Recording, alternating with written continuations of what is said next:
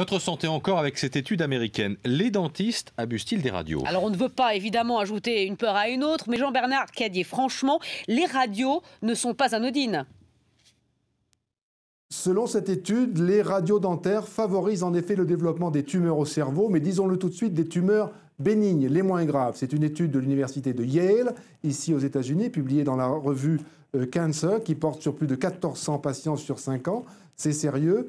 Et on a remarqué, donc, selon cette étude, que si l'on a une radio dentaire tous les ans, on a un risque 2 fois plus élevé de développer ce qu'on appelle un méningiome, c'est-à-dire une tumeur au cerveau bénigne. C'est la plus fréquente des tumeurs au cerveau, mais c'est aussi la moins dangereuse, le moins souvent mortelle. La conclusion de cette étude, c'est qu'il ne faut pas abuser des radios dentaires.